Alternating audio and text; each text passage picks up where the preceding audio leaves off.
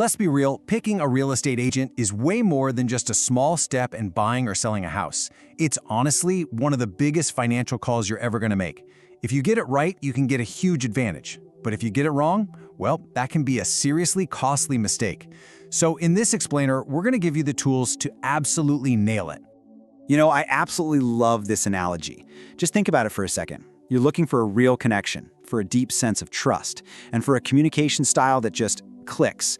This is not just some transaction, it's a partnership. And yeah, just like in dating, picking the wrong partner can be a total disaster, both for your wallet and your sanity. And believe me, the financial impact is very, very real. The data is crystal clear on this. The top 5% of agents in the US can sell homes for up to 10% more than your average agent. Let that sink in. That means picking the wrong person could literally cost you tens, maybe even hundreds of thousands of dollars. The stakes here are incredibly high. Okay, so let's all shift our mindset right now. This is so much more than a simple handshake deal. We're talking about a crucial partnership. See, a truly great agent isn't just trying to sell you something. Not at all. They're a trusted advisor, a market guru, and really a project manager for what's probably your most valuable asset. Your goal is to find that person, that manager. So, how do you actually find this expert? Well, you need a game plan for your interviews. We're about to walk through the major red flags you need to watch out for, and then the green light questions that are going to lead you straight to a true professional. All right, first up, let's talk about the most tempting and most dangerous red flag of them all, the overpricer.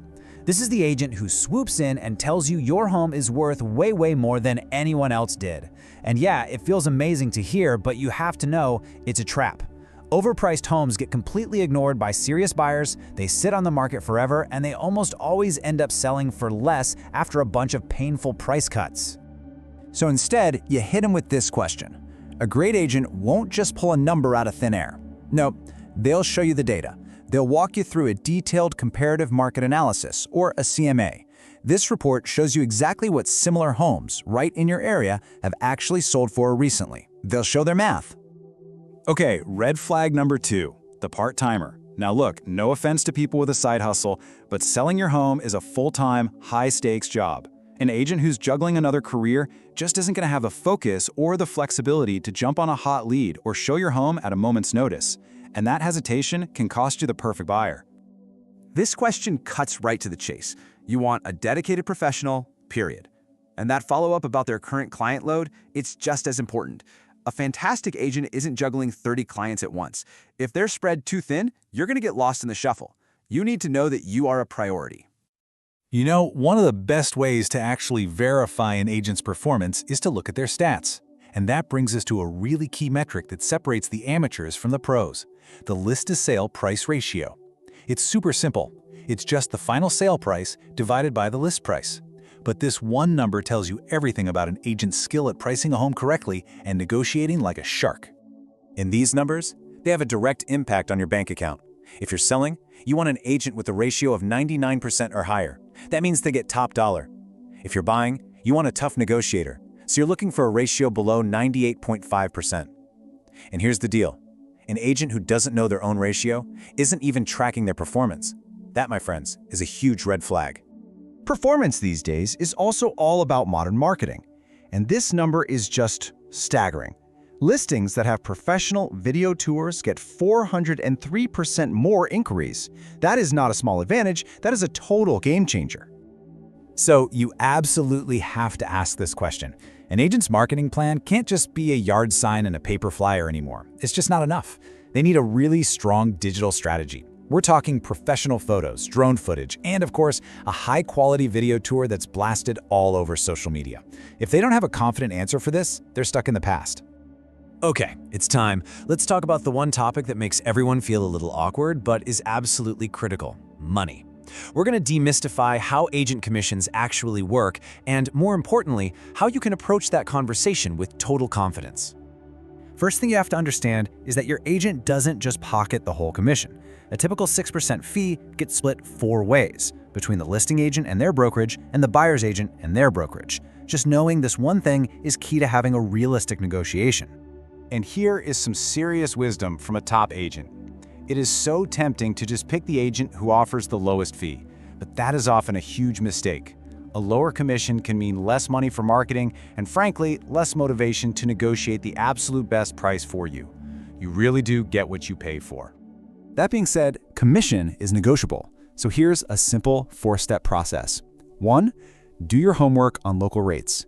2. Make your offer respectfully. 3.